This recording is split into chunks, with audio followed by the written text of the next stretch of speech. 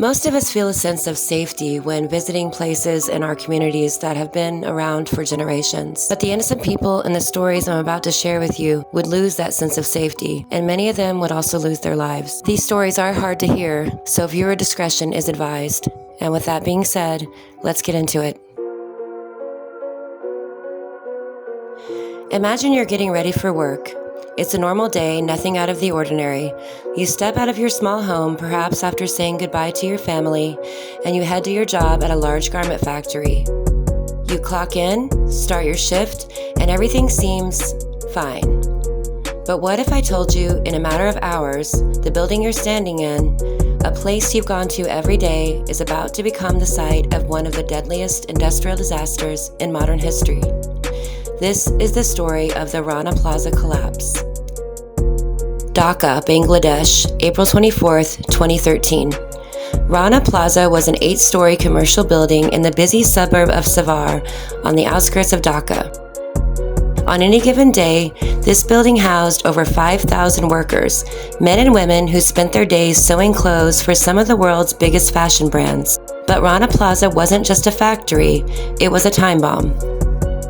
You see, the building was never meant to hold the weight of the equipment and the people inside of it. It had originally been designed as a small commercial building intended for shops and offices, but greed got in the way. The building's owner, Sohail Rana, decided to add more floors, ignoring the fact that the structure simply couldn't support the additional weight. Even worse, those extra floors were filled with heavy industrial equipment, generators, sewing machines, and thousands of workers. The morning of April 23, 2013 should have been a wake-up call. Deep cracks had appeared in the walls and pillars of the building, so deep that the local media caught wind of it. The cracks were so obvious, so concerning, that the shops and a bank on the lower floors immediately closed. But Rana, he insisted the building was safe and forced his garment workers to return the next day. His exact words? "It's nothing. The building is safe. Get back to work." April 24th began like any other day, but it would end in horror.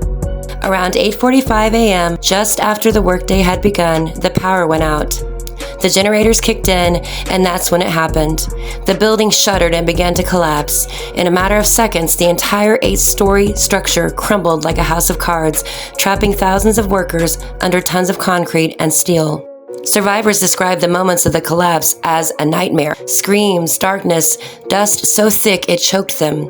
Many were buried alive, unable to move, breathe, or even scream for help. The noise was deafening, a mix of machinery, crumbling concrete, and the agonizing cries of those trapped. Rescue efforts began immediately, but they were chaotic. Local volunteers, firefighters, and soldiers worked tirelessly, pulling people from the wreckage with their bare hands. But the sheer scale of the collapse was overwhelming. Days passed, and the bodies kept coming. For 17 days, rescuers searched through the rubble. In the end, over 1,100 people lost their lives, and more than 2,500 were injured, many permanently disabled. But the story doesn't end there. The Rana Plaza collapse wasn't just a tragedy, it was a wake-up call. The incident exposed the brutal reality of the fast fashion industry, a world where profits often come before people's lives. It forced global brands to take a hard look at their supply chains and led to significant changes in safety regulations for factories in Bangladesh. Sohail Rana, the man behind it all, was eventually arrested, and in 2017 he was sentenced to jail for corruption. But for the families of those who died, justice was far too late. The Rana Plaza disaster remains a haunting reminder of the cost of human greed and the lives lost in its wake. As you go about your day, wearing the clothes that keep you warm, keep in mind the sacrifices made by those far away, in places you may never see, but whose lives were forever changed by choices beyond their control. And now, the next time you hear the name Rana Plaza, it won't be just another news story. It will be a story of unimaginable loss and the desperate need for change.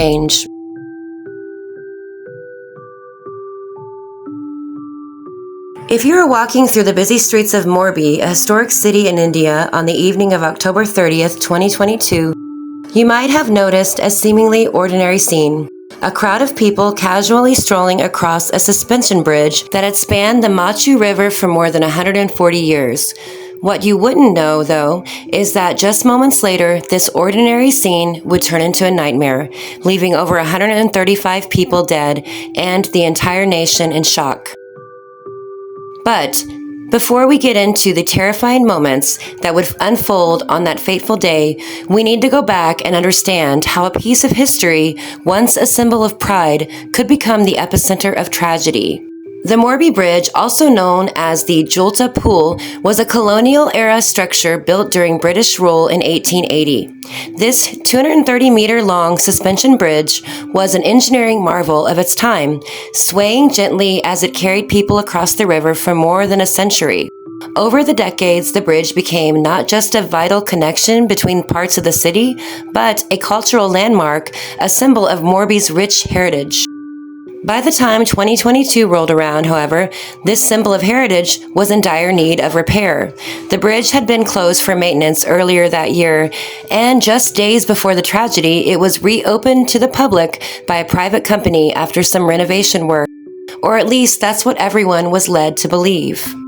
On the evening of October 30th, the sun was setting and the bridge was packed. It was the day after the Diwali festival, and families, tourists, and local residents flocked to the site, enjoying the festivities, taking photos, and basking in the serene beauty of the river below.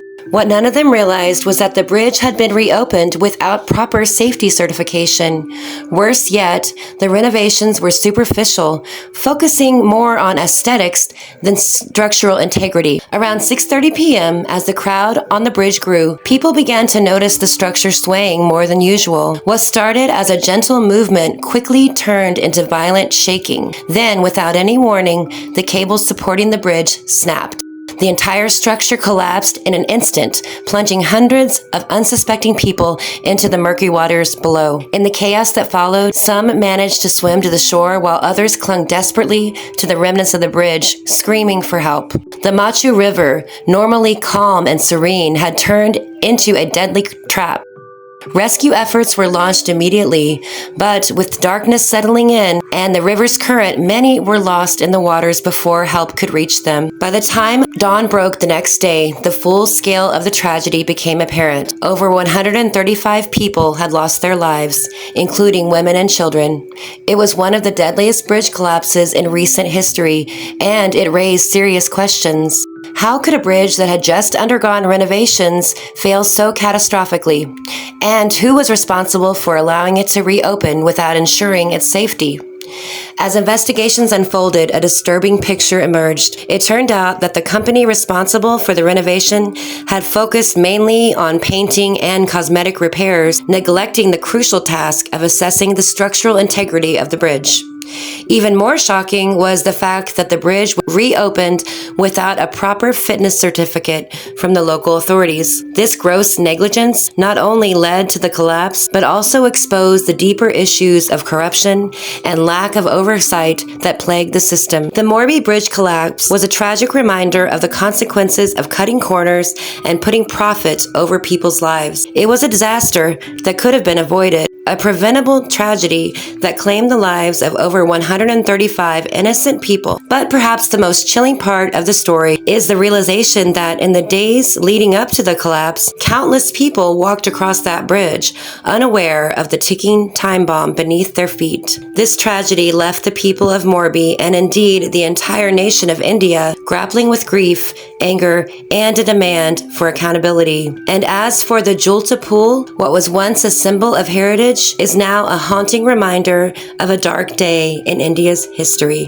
If you found these stories compelling, don't forget to like, share, and follow for more stories that dig deeper into mysteries like these and much more.